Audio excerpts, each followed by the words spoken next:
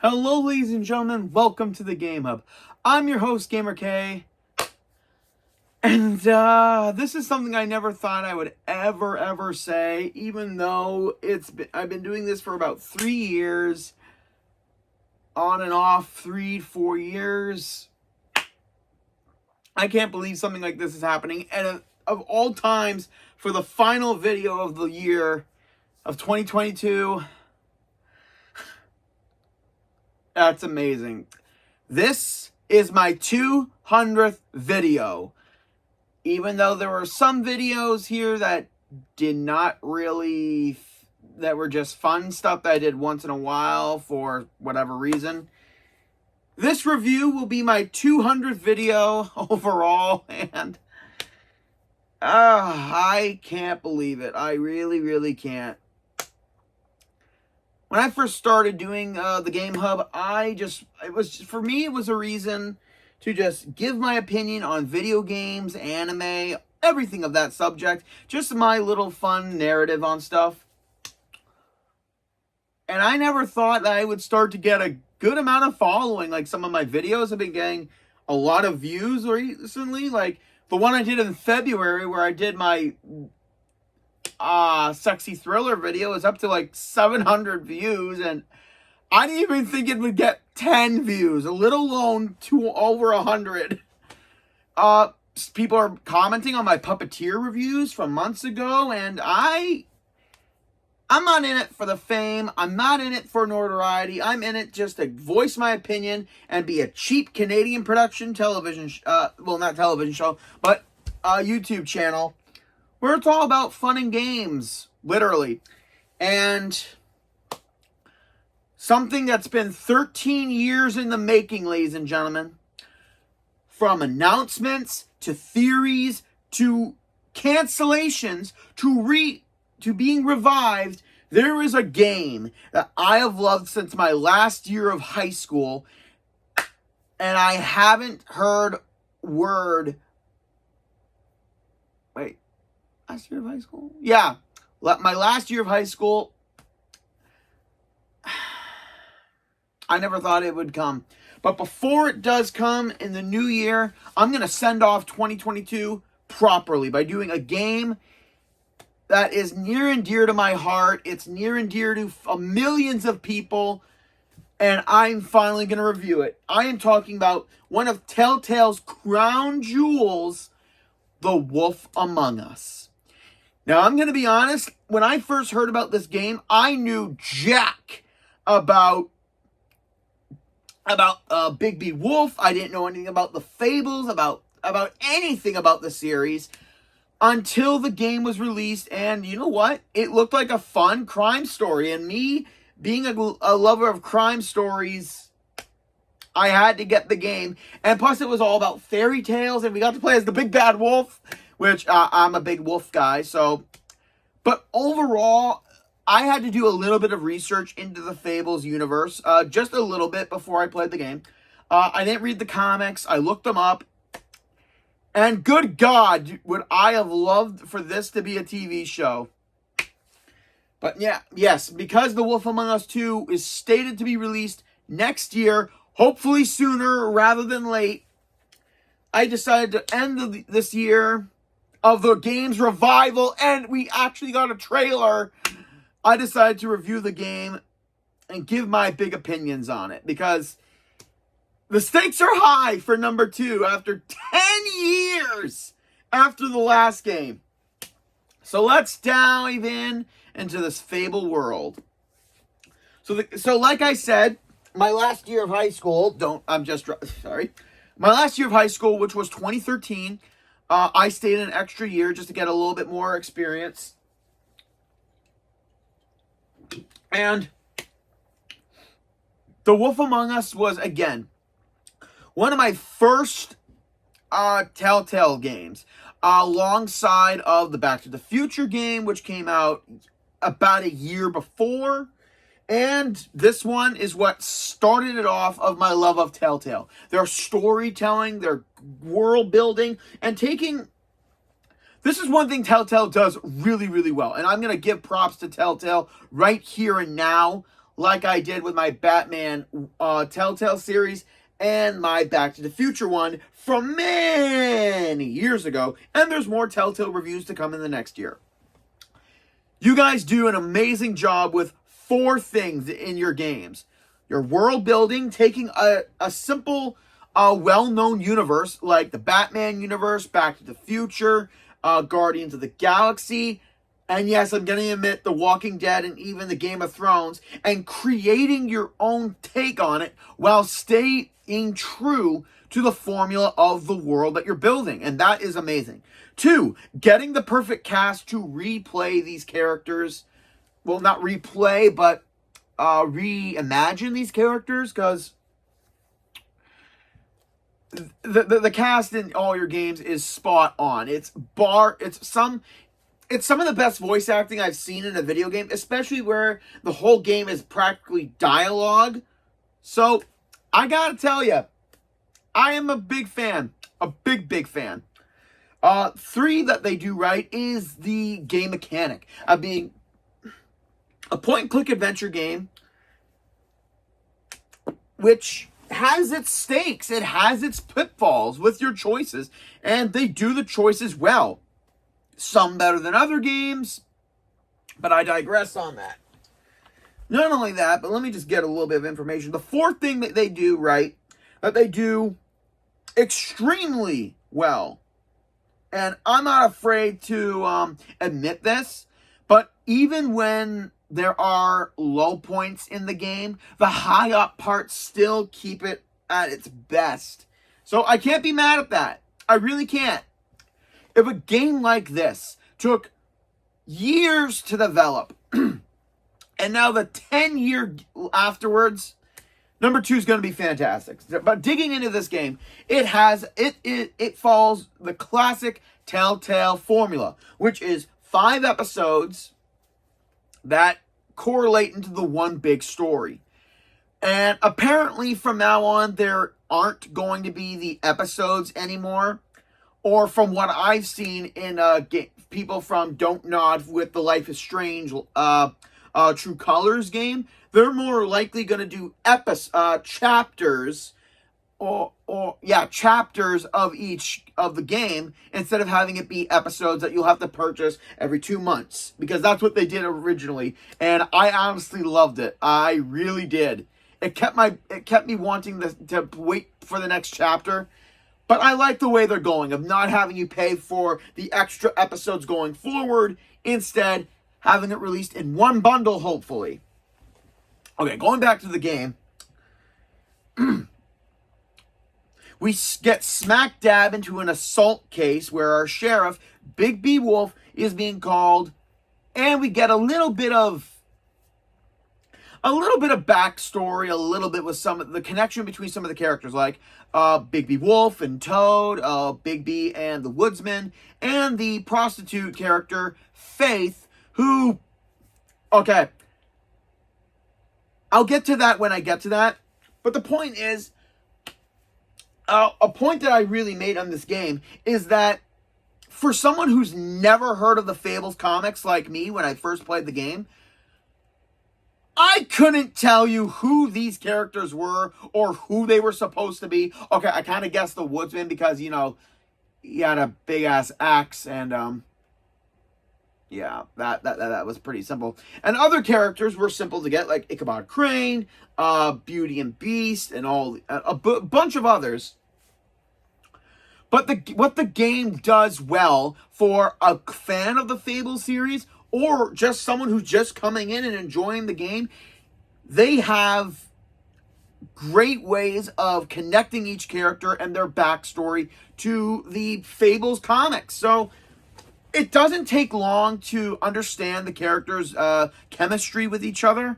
It just does it well enough so that no one's scratching their head every 5 minutes when they meet a new character. There is that little bit of having to investigate a little bit in order to get a little bit more out of the characters, but it's done still pretty well. Let's see. So to complete the game, it takes about 11 hours for the main story. And in order to do all the trophies, which isn't that hard, basically, all you gotta do is go through each episode about once, replay a section once, make some of the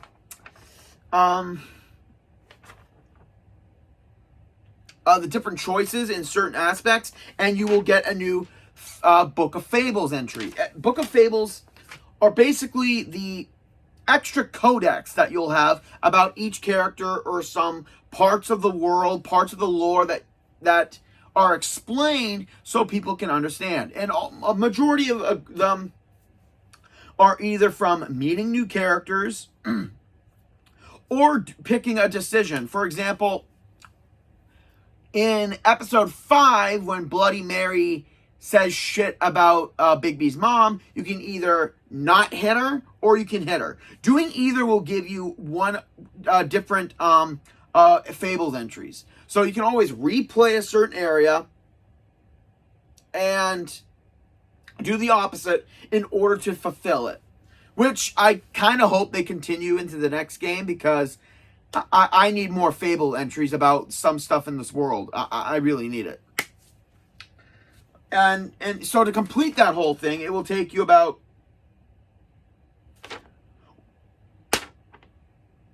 not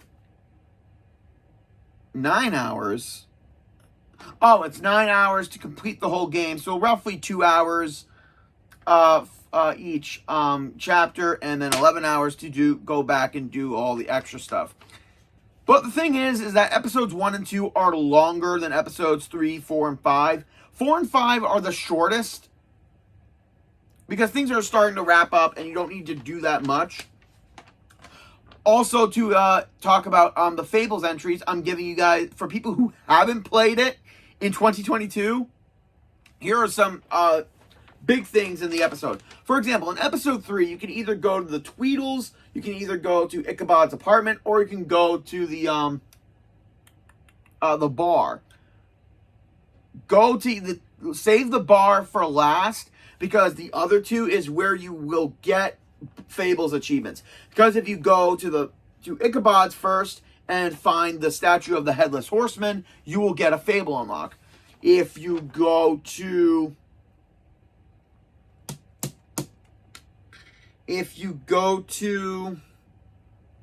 what is it? What did I say? The Tweedle's business, you will gain extra information on them. But if you go there last, Bluebeard will get there first and destroy the evidence. Same thing if you go to Ichabod's apartment last. So yeah, there's one for you. Another one is, let me think. At the end of episode one, if you choose to rip off Gren's arm, you will get one. If you choose to leave it, you will get one. So I say you do the good thing first and then do the bad thing. But then once you obtain it, immediately exit, so the progress won't be saved, but you'll still get the achievement and you'll still get the Fable entry. Now, everything about this game is fairy tale based, but it's mature. The characters have to deal with the characters are set within the 1980s to 1990s New York. And I do love that they went with a kind of I guess nowadays you could kind of call it a retro time theme. I mean, I was born in the 90s, so it kind of feels like home to me. So there's no cell phones. There's more like landlines and all that good stuff without having all that technology. And I'm loving how they're keeping it with the next game.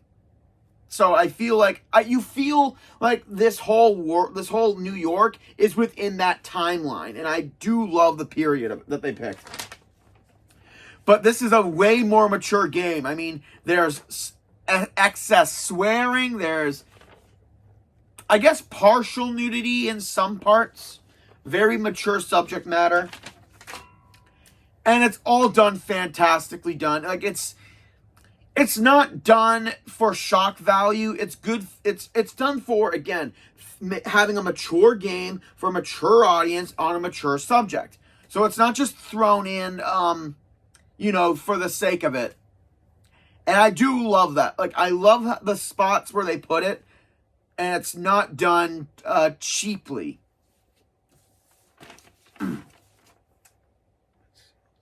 A good majority of the game outside of dialogue, you'll have your choices of dialogue to choose in each interaction.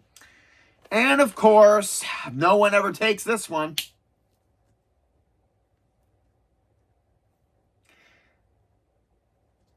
Yeah, I kind of miss that. Also, I miss this. They will remember that. They will remember that. But another part of the game, I mean, it's done more in episode 1 with Toad's apartment than it is for the rest of the game. It's the investigation parts where you have to put together the clues in the scenario and figure out what happened. And I do love that you have to actually be not a detective, but you have to have some common sense to put the pieces together. I mean, it works. It absolutely works, and it's done not so much in this game. That's why in the next one, I'm hoping that we get more of it. Plus, there are some choices you make in the game that you feel should have a bigger impact in the game, but some of them kind of don't, and it's a little disappointing, but all the other decisions make up for those lacking ones. The cast and characters are absolutely perfect. Like, again, Fables has never had a voice because it's usually a graphic novel and it's never become a TV show. But with The Wolf Among Us, each of these characters gets their voice, and from looking at the character arts in the comics and then playing the game, I can highly believe that these are the voices that were perfect for each character. And I'm going to go through the cast a good majority of the times. And there's a lot of here, and I'm not going to keep putting them on sideways. I'm not. We got Adam Harrington playing Bigby, which is freaking fantastic. Such a great voice actor, and I can't wait to hear that voice again. We got one of my favorites and Telltale alumni, Aaron Yvette, playing Snow White. We got Chuck Corioclis, who I think is Ichabod Crane. We got Roger Jackson. Man, my handwriting's shit. Grant. Gary Hammond. Melissa Hutchinson. And Andrew Chalkin. For those of you who don't know, okay, so I've been playing Telltale games since I was like young, but this is before they were a big company. This is when they did the CSI games, and I love them all. And Chalkin has been in a good majority of them, usually playing the murderer in each case you hear his voice. And he's practically in almost every single one that Telltale had a hand in. And I do love that. That's what Telltale does immensely. They have such a alumni of cast members that they bring into of each project when able. We also got everyone's favorite from the Walking Dead series, Lee, a.k.a. David Fennoy. I hope I'm pronouncing that name right. We've got Molly Benson, Philip Banks. No, not that Philip Banks. And his name is actually Philip Banks. And then we also have a little bit of David Kay and Laura Bailey. Two of my favorite voice actors that next time they're announced, I will be meeting them. And one of my favorite underrated voice actresses who kills it as Bloody Mary. And I mean that literally, Catherine Cressida. If she doesn't return in the next game, I'm going to be furious because Bloody Mary is one of my all-time favorites in the game. And I just can't wait for more of her. As creepy as she is, she's a threat. And I love a good threat. Let's see.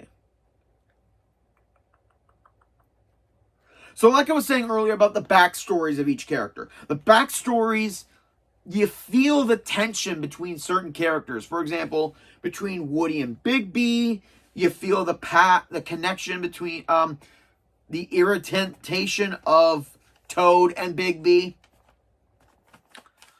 You feel Bigby has a bit more relationship between the higher-ups of Fabletown rather than the people who kind of live in, I guess, the slums, I guess you would call it. And for the love of God, like, I'm mad that there was no option to romance Bigby with Snow. I mean, almost every episode they're flirting with each other. And yeah, I guess in the Fable comics they do get together or something. And all that. But I mean, okay, I'm going to be honest. They need to do something with this in 2 because that game takes 6 months after this game's story. And I swear to God, you could cut the sexual tension with a butter knife. Like, it's so, the tension and the sexual tension between those two is so thick, I could slice it and sell it as bacon. Why? I hope they have an option for this in season 2. I really do. So going back into the story, we start with an assault thing with the prostitute Faith, and then later we find a dead body, and it unveils a giant spiral web of deceit, corruption, blackmail, and I'm gonna say it fits to a T of what the game's kind of going for, like a noir comic style of story, with not having so much giant magical threat monsters, except for, Jersey Devil and Bloody Mary, who are fantastic characters. But more so of the Crooked Man, who is one of my favorite game villains. He only appears slightly at the end of episode 3, and then fully at the end of episodes 4 and 5. He's one of those villains that he's not in so much, but his presence via word of mouth speaks volumes. And I'm gonna say, I was this tempted to do the evil thing to him, but I prefer to do the good thing. And that's how I play the games. So again, going back, the characters are fantastic. The setting is done right. The pacing of each episode is perfect. Even with the choices of locations to go. Some of them screw you over if you go here first and then go the other place first. But overall, you get a great story with great characters. And that goddamn cliffhanger at the end of the game, if they don't address it and finish it for us, then you're gaslighting us into for over 10 years I've seen theories and videos of people wondering what the hell happened.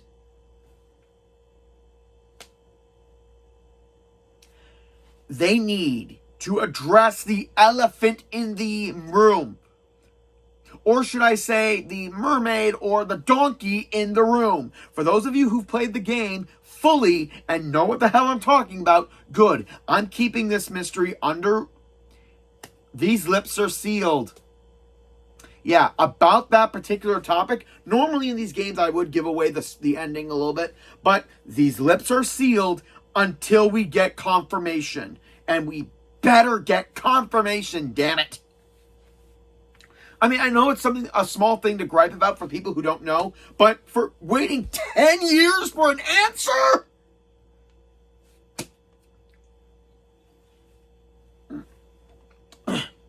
It's game endings like this that make the person think too much.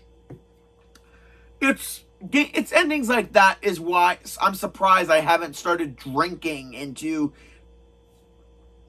I have no clue. But overall, where the game kind of falls short is in its investigative area. Because about episode 3 is where we stop investigating stuff.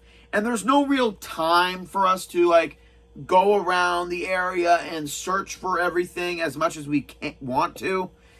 But at the same time, there are some things that I wish we could get fit through. I mean, it doesn't take long to get through the sections. It just in the later episodes, there's not much time to do it. And that's one thing I love in a Telltale game. I love the ability to go around the area, discover every little thing, talk to every character possible. And I kind of hope we get more of that in the next game. From the characters, the setting, how easy the story and characters can be understood for beginners who were like me, and big fans of the Fables comics. You definitely get bang for your buck in this game. The overall concept, the story, the characters, the whole... Oh, also there are... like all Telltale games, the QTE sections are peppered here and there when it's like the action stuff. So luckily there's not that heavy of it, but at the same time, it's enjoyable. It's a really good moments that I'm happy about. I'm happy that they don't overuse the QTEs as much like they do in other Telltale games. Guardians of the Galaxy. Yeah. But overall, The Wolf Among Us is one of my favorites. It goes in my library of one of my favorite games where if I have a friend and they want to learn this game, I will more than happily... Wait, I have the digital copy. Never mind. I will happily recommend this game because it's such an amazing thing. It's got the cult classic memorabilia, but it also has the ability to stay relevant in people's minds. I mean, for God's sake, this Fan Expo, I saw 2 people dressed as Bloody Mary and Bigby, and I can't wait. I can't wait for the next game and see people dressed up as these characters at the next convention. Because I've said this, after 10 years, starting next year, it's about time we start howling for Bigby and his big adventures again. And the one trailer we get was enough to calm my nerves, but at the same time, I can't wait for I need it. So, it fits GamerK's final verdict. Not just for The Wolf Among Us, but for the rest, but for 2022. My final verdict of 2022 fits with the game's timeline. For 10 years of waiting, the game is still a 10 years of waiting, the game is still a 10 out of 10. Again, one of the few 10 out of 10s I've given. I think this is the second one I've given. No matter how small the small stuff is, the bad stuff, the good stuff just gets it to another level, and it still holds strong. It's a game that must be experienced for new fans, old fans, fans of the Fable comics, no fans of the Fables, because everyone will find a character that they love, and I'm not crying wolf. And that's it for the year, ladies and gentlemen. Hope you enjoyed my review. Hope you guys enjoyed all the videos I've done throughout the year. Like, comment, subscribe down below. And even though it's not the last week of December, I will be out of town celebrating a Christmas vacation with my family. So I'll be seeing you guys in the new year. And what better way to start off the new year? You'll join me next year as we begin 2023 with a couple firsts that prove what gaming is all about. This is GamerK, logging out.